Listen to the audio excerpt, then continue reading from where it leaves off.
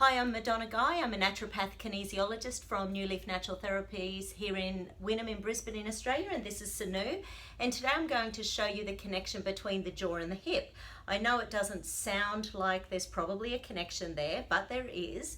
And before I do the jaw, I just want to make sure that Sinou's neck muscles are up and running because that can impact on the way the jaw works. So firstly, I'm going to start with a cranial injury complex, make sure it's okay, make sure there's no whiplash, and then we'll whip into the jaw and hip stuff, assuming it's going to be great. Thank you. So, firstly with the neck muscles, we want to make sure the anterior neck muscles are up and running. So the way we do that, we lift the head, hold the head up, don't let me push down, hold, that's beautiful. Turn it on the side, hold up, and a little further on the side and hold up, that's lovely, and hold, and hold. Okay, so the left side of the neck isn't optimal at the moment.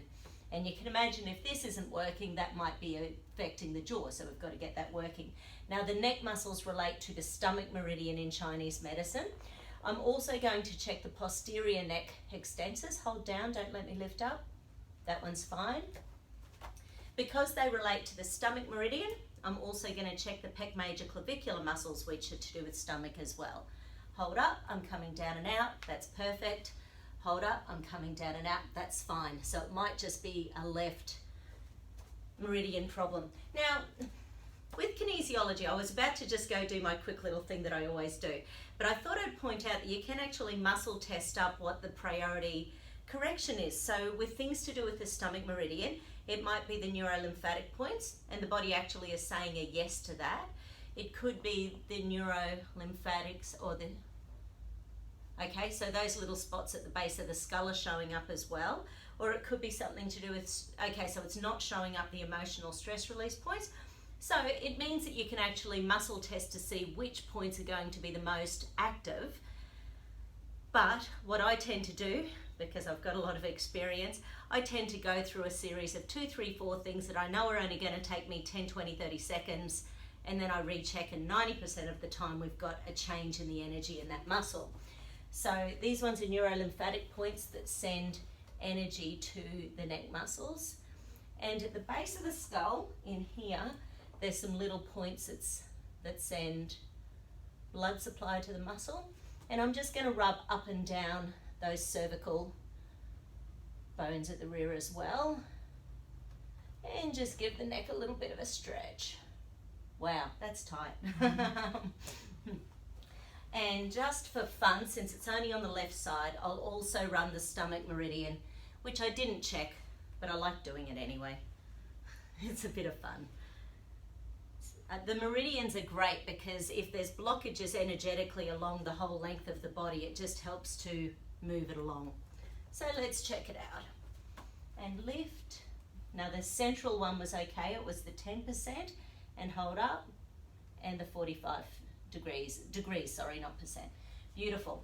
So now all the 3 neck muscles at the front are working. I'm going to check the posterior again. So posterior, hold down for me, and lift the head up, and hold up for me.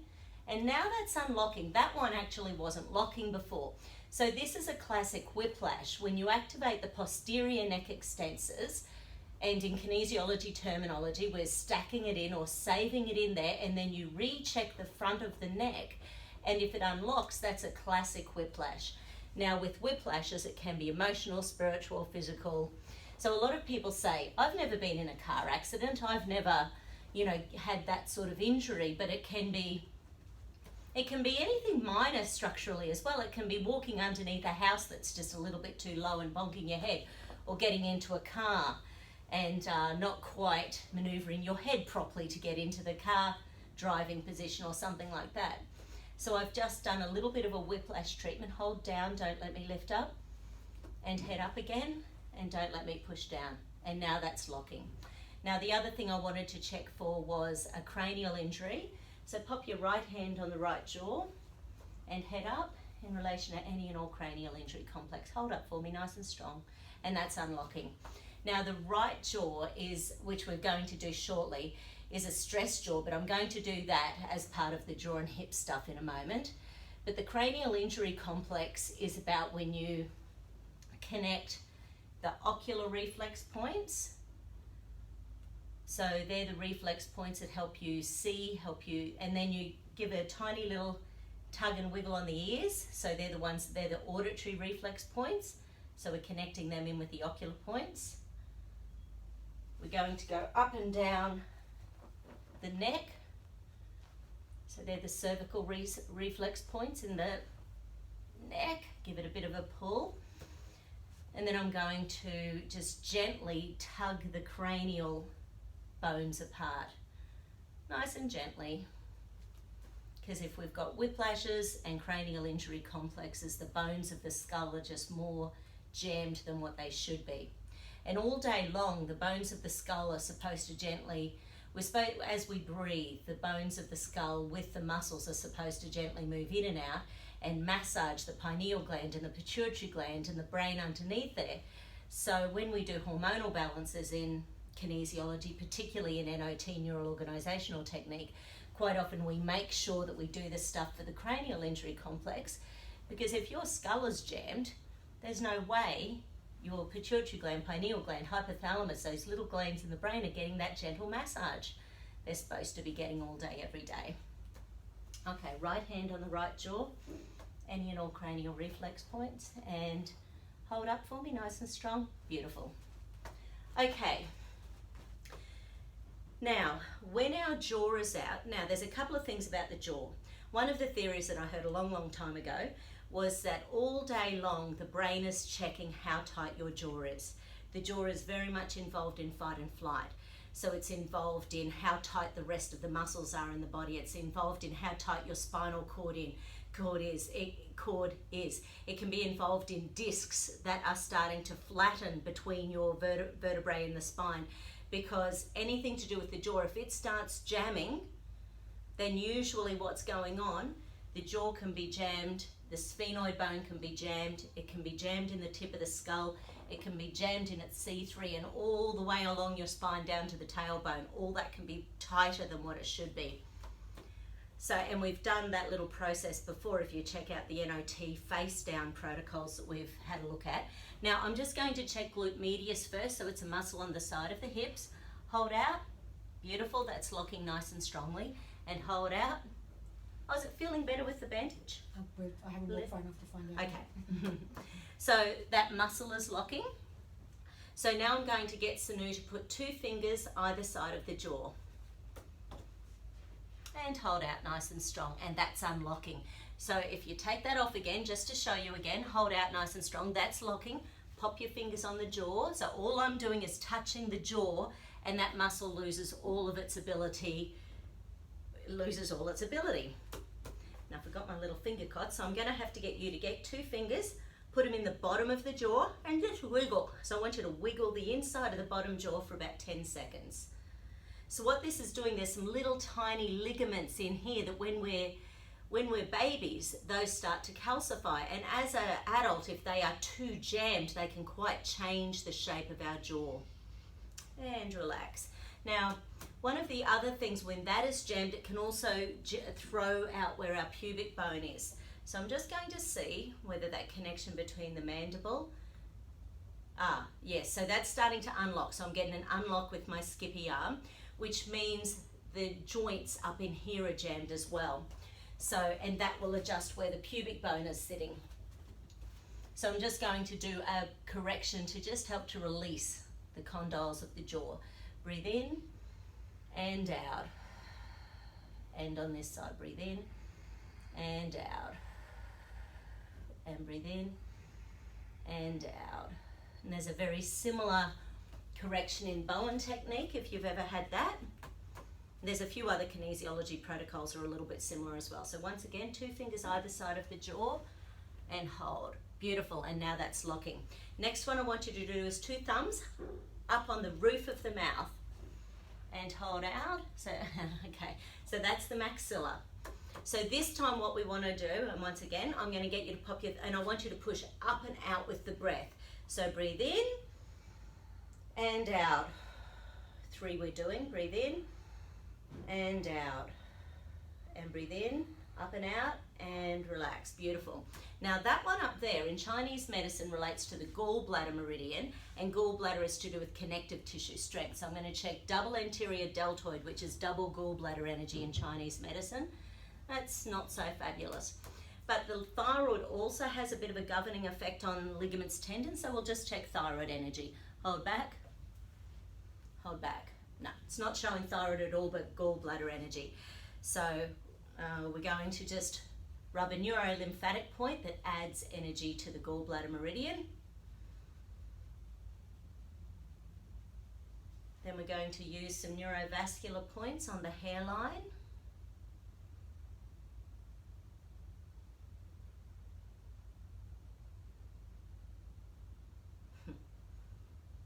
I'm trying to think, how can we do it without doing the meridian? The gallbladder meridian is huge. I'll do it. Okay.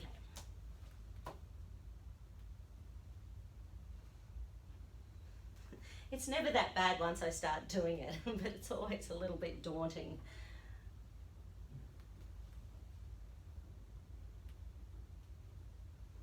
Have you ever felt sick when anyone's done your gallbladder meridian? Probably.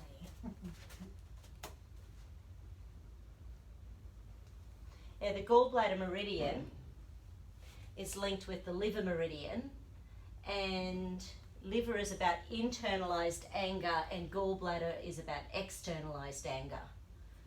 So energetically, sometimes when we've been sucking it up, princess, for too long, you know, these meridians just start to collapse and hold. Beautiful. But it might have nothing to do with that. It could be purely ligaments, tendons, connective tissue. So now I'll get you once again to put your thumbs on the roof of the mouth. And again, hold. Fantastic. Okay, now the next one I'm going to check is the stress jaw. So put your right hand on the right jaw. So it's just flat on the right jaw. And once again, hold out for me. So this one is called the stress jaw. So with this one, what we're going to do is just, in kinesiology terminology, before I do this, I'll just explain something. There's some classic kinesiology tools called push to mush and lengthen to strengthen. So any muscle, if we confuse it, so hold the arm up, that's a test for the anterior deltoid.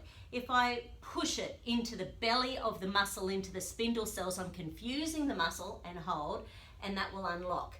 If I lengthen the muscle, that's a strengthening protocol.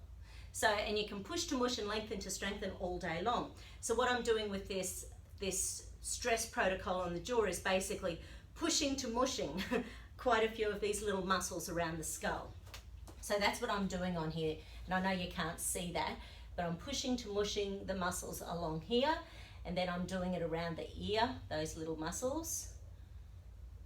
And then I'm going to do it on the other side, and then I repeat backwards, because every muscle of the jaw affects every other muscle of the jaw, but each muscle here affects a lower hip or a lower back muscle, but I'll show you those in a moment.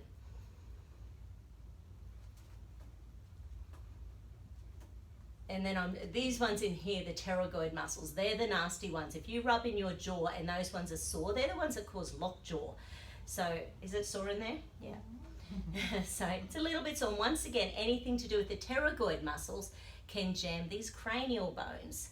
So just give them a nice little tug, and it usually feels good. Kids with Down syndrome and autism, often these skull bones are really tender, so you have to be very, very gentle there until they've had it done several times. Right hand on the right jaw again, so rechecking the stress jaw and hold. Beautiful. The next one to check is right hand on the left jaw. Now this one, hold out for me, it's when stress is affecting the digestive valves. So one of the things that happens, and this is the thing about the jaw, because it's linked in with fight and flight, when fight and flight kicks in, often our digestive tract shuts down, our immune system shuts down, so we don't digest things as well, and it's when you're not digesting life. Life isn't as great as we want it to be when we're in fight and flight. So energetically, your body does the same thing as what the brain's doing. So I'm just going to check which valves. So there's 4 valves. Okay, so it's this one and this one. But I always do all 4 of them anyway. So I'm just going to do a little quick reset on the digestive valves. Breathe in and out. And this one's the ileocecal valve. Breathe in and out. That's the popliteus. Breathe in and out. That's the cardiac valve. Breathe in and out. That's the Houston valve. Breathe in and out. Breathe in and out.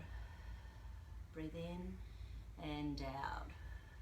Breathe in and out. And because these are connected with the jaw, you can imagine with these digestive valves it can be linked in with anything from heartburn to constipation, diarrhea, bloating, burping, belching, wind, flatulence, you name it. If we've got things going on in here, and it's often worse when we're stressed. Not always, but it can be. So now we recheck, right hand on the left jaw again, and again hold, beautiful. Now just for fun, just the left hand on the left jaw. This one's defensive jaw, but I hardly ever find it shows up because I do stress jaw on both sides, which often just clears defensive jaw anyway. So now I want left hand on the right jaw, and this one, hold out, says that the jaw's been holding on for dear life for so long it's starting to unlock muscles supporting the lower back, the hips. So what we're going to do is basically work on the muscles that these are very specifically turning off. So this little guy in here is the glute medius muscle. So we're lengthening to strengthen, so if you can see that. Then I'm doing the lower back. There's a muscle in there called the quadratus lumborum. Then I'm doing the adductors on the inside of the opposite leg. So it sort of goes left side, right side, and then we're going to go left side, right side, left side. So that's sort of the order we do, and that's sort of what we were doing in the jaw as well.